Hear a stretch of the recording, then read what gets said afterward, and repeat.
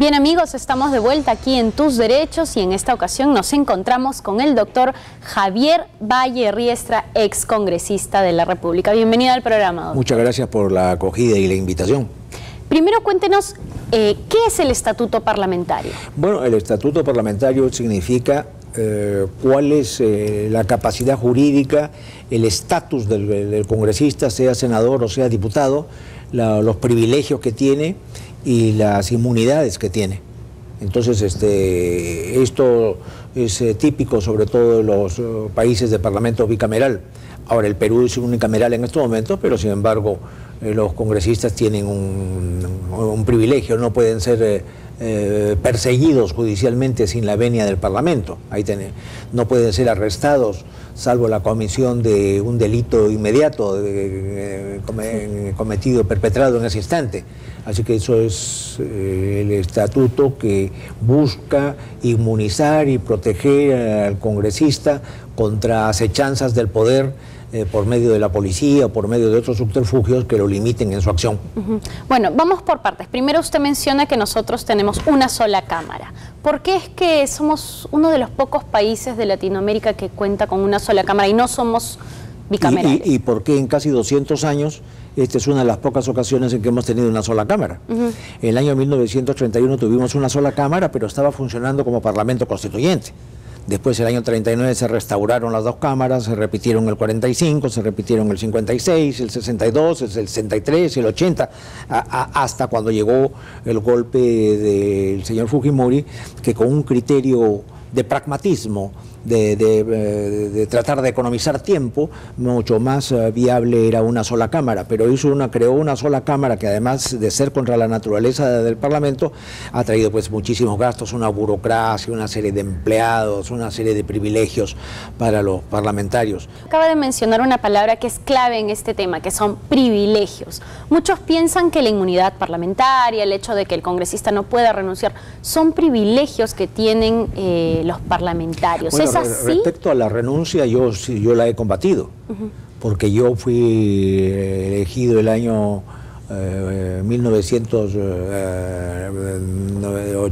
79 por primera vez como constituyente, el año 80 como diputado, el año 85 como senador, el año 92 como senador y después como congresista hace 6 años. Pero entonces, como no me encontré satisfecho con la tesis del unicameralismo y que mis intentos de combatirla no prosperaron, entonces presenté mi renuncia explicando que pese a que la Constitución dijera que la renuncia está prohibida, era totalmente admisible, y entonces planteé una acción de amparo y una acción que llegó al Tribunal Constitucional y que se encuentra actualmente pendiente de resolución, aunque sea absurdo. Yo ya no soy congresista, pero los jueces no han resuelto el tema.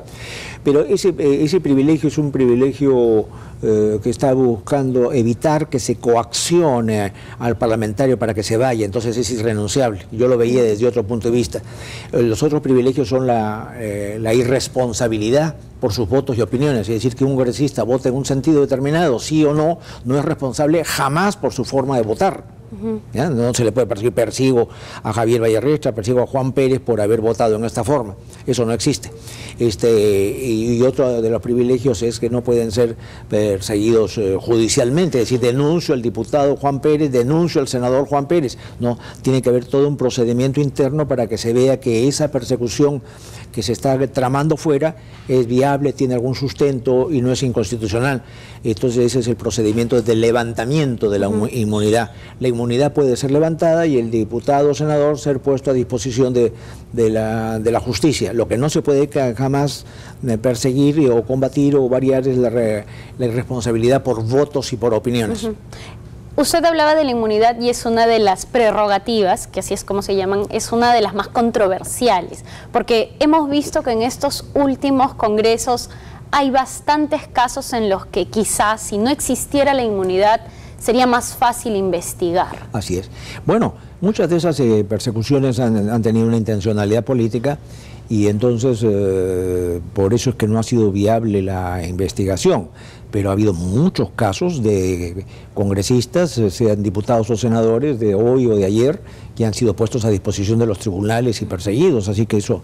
Y además, esto de que por qué tenemos este privilegio de la inmunidad, pero es que eso existe en todas las cámaras del mundo. Existen en España, existe en Portugal, existe en Alemania, existe en Italia, existe en América Latina. No es un invento del Perú. Al contrario, el invento del Perú es haber privado a los congresistas de esa posición por iniciativa del señor Fujimori, que con su criterio pragmático de praxis y de realidad quería solo tener un hemiciclo. ¿Por qué es que es importante esta diferencia entre, digamos que de alguna forma, los derechos de los ciudadanos y los derechos de los parlamentarios? Bueno, es que los parlamentarios representan a la nación, representan al pueblo, y son los que están en el debate continuo, que tienen responsabilidades, la iniciativa para las leyes, la iniciativa para los antejuicios. Entonces hay que protegerlos de estar a merced de un zarandeo de los enemigos políticos en la calle. No dice que no pueda hacer eso juzgados. Si el asunto llega a conocimiento de la Cámara y la Cámara encuentra que hay movimientos o elementos suficientes para la persecución, levanta la inmunidad y el individuo queda a disposición de la justicia. Ahora, aquí la Constitución en su artículo 100 ha llegado a un extremo muy grave. Dice que si la Cámara levanta la inmunidad, la Fiscalía y el Poder Judicial están obligados a denunciar por ese hecho. Es decir, que ya la Fiscalía y el juez no tienen elementos para reflexionar si esos hechos son o no ciertos. Entonces, el diputado acusado termina siendo perseguido inexorablemente, haya o no haya razón, haya o no tipicidad. Así que es un privilegio a medias hoy día. Pero ¿por qué es que primero tiene que pasar por la comisión, una comisión especial que investigue el caso, la comisión de ética? Todas las leyes y todas las normas pasan en el Parlamento por una comisión, pasan por la Comisión de Constitución, pasan por la Comisión de Ética, si se refieren a estos temas, o pasan por la Comisión de Descentralización, o por la Constitución por la Constitución de Agraria, según las materias, según las competencias. Eso no es ninguna novedad. No puede ir un asunto de denuncia y de frente al hemiciclo. Tiene que haber un estudio, un examen sensato, serio y tranquilo del tema para orientarse según lo que ha dictaminado la comisión.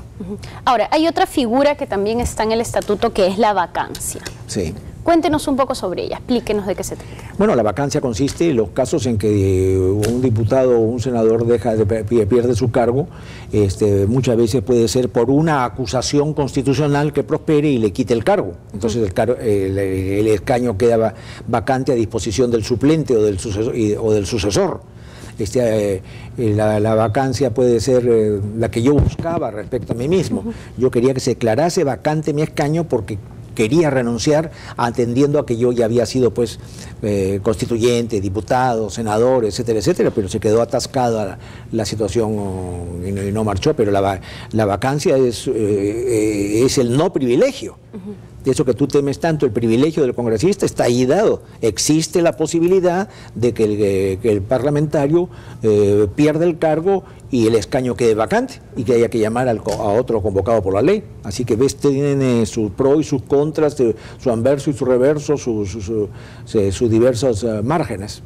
Entonces la importancia del estatuto parlamentario, y ya para terminar, es completamente viable. Es viable, pero lo que ha hecho Fujimori ha sido muy malo, porque la Constitución del 93 es unicameral y debería ser bicameral. Debería haber una Cámara de Diputados disoluble, convocando elecciones nuevamente, y una Cámara de Senadores que fuera indisoluble, y como es en muchos países del mundo, en la que un sector de esa Cámara representase al capital, a la inteligencia, a la cultura, a las universidades, etcétera.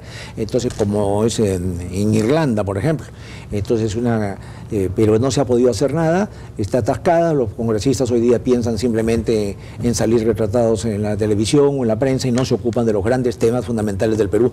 Y entre tanto hay una actitud de indolencia y de prejuicio de la nación contra el Parlamento. Entonces, si uno dice 2 cámaras, estos burócratas quieren 2 cámaras, más gastos, más palabreo, etcétera, van a unas posiciones realmente simplistas por falta de información.